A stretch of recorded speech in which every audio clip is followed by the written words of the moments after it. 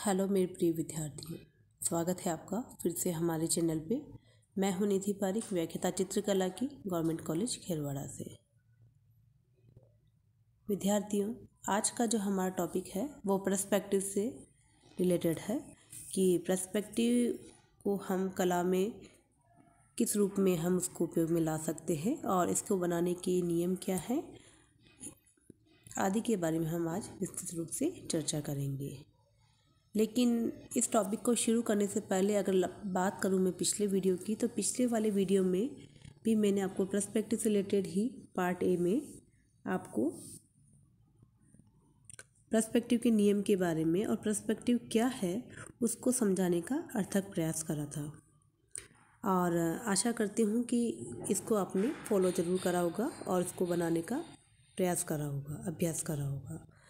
जैसा कि आप जानते हैं कि पर्सपेक्टिव में सबसे इम्पोर्टेंट बात यह होती है कि हमें इसमें एक दृष्टि बिंदु से हमें दृष्टि रेखा के द्वारा हम इसमें वस्तुओं को ड्रॉ करते हैं, जिसमें आगे का भाग हमें पूर्ण दिखाई देता है और पीछे का भाग हमारा कुछ क्षय हो जाता है।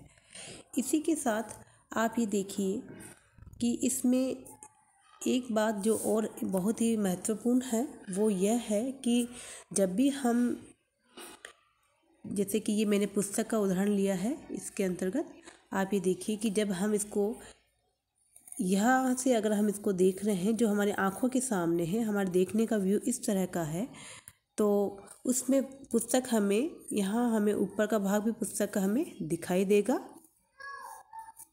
थोड़ा ध्यान से देखिएगा अब इस बात को और समझिएगा।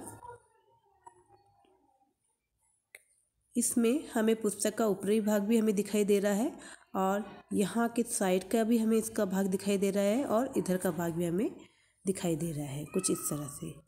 लेकिन यही पुस्तक अगर हमारा व्यू यहाँ है नीचे की तरफ और ये पुस्तक थोड़ी ऊपर की ओर रखी हुई है टेबल पे, तो उसमें हमें मेन रूप से ये भाग हमें उसमें कम दिखाई देगा, क्योंकि ये देखिए अब इसमें हमें ज़्यादा दिखाई दे रहा था और इसमें ये भाग हमारा ऊपर का भाग हमें कम दिखाई देगा और ये वाला भाग हमें ज़्यादा दिखाई देगा,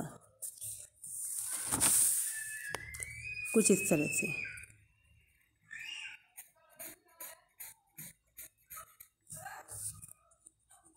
ये भाग हमें थोड़ा सा ज़्यादा दिखाई देगा पुस्तक का।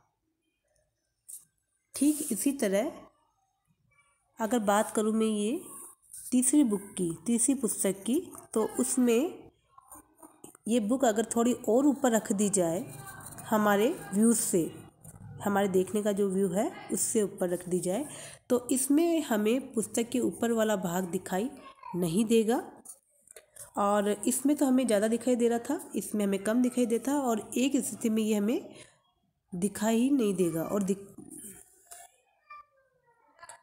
तो इस स्थिति में आप ये देखिए कि आपको पुस्तक के ये दो ही व्यूज़, ये दो ही आपको आकार बनाने होंगे, कुछ इस तरह से। ये भाग आपका बड़ा रहेगा, इस तरह से आपकी लाइन हो जाएगी। इसमें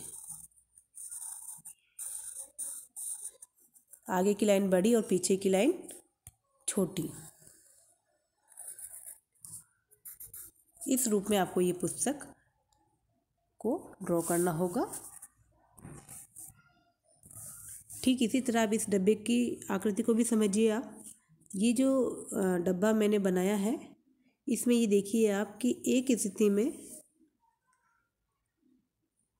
आपको डब्बे का ये भाग दिखाई दे रहा है, जब आपका डब्बा सामने रखा हुआ है, बॉक्स आपके सामने रखा हुआ है। उसके बाद इस वाले स्थिति में, सेकंड जो सिचुएशन है, इसमें आपको ये वाला भाग आपको कम दिखाई देगा और ये देखिए आप इसमें ये वाला भाग कम दिखाई देगा और थर्ड स्टेज में आपको ऊपर का भाग दिखना ही बंद हो जाएगा, कुछ इस तरह से। जब आपको कुछ डब्बा इस तरह से नज़र आ रहा होगा कि जब आपको ये ऊपरी भाग आपको दिखाई नहीं देगा, तो उस स्थिति में आपकी ये जो लाइन होगी, सामने की फ्रंट लाइन जो होगी वो आपकी सबसे बड़ी होगी और ये जो साइड की जो लाइंस होगी वो कंपेयर देन इसके छोटी होगी। चाहे तो आप नाप सकते हैं इसको, ये सबसे बड़ी होगी और इसके बाद में ये रेखाएं छोटी होगी। तो कुछ इस तरह से पर्सपेक्टिव के क्षय वृद्धि के नियम होते हैं, जिसमें आगे की रेखाएं बड़ी और पीछे जाते जाते उसका कुछ भाग क्षय हो जाता है। तो ये कुछ नियम हैं जिसे हमें विशेष रूप से फॉलो करने होंगे और उसे समझना होगा। इसी के साथ ये जो फोर्थ स्टेज आती है वो है बुक की ये स्थिति, जिसमें आपको बुक का लेवल इस तरह से दिखाई दे रहा है कि इसमें आपको बुक के नीचे का हिस्सा आपको दिखाई देगा। और यहाँ देखिए, जब आप इसमें पॉइंट यहाँ बैठे होंगे तो इस व्यूज़ में आपको बुक के पुस्तक का ये वाला भाग दिखाई देगा, जहाँ पे आपको ये हिस्सा पुस्तक का और ये वाला हिस्सा आपको दिखाई देगा और नीचे का आपको भाग इसका हिस्सा आपको दिखाई देगा। तो इस तरह से ये पुस्तक आपको रेखांकित करनी होगी।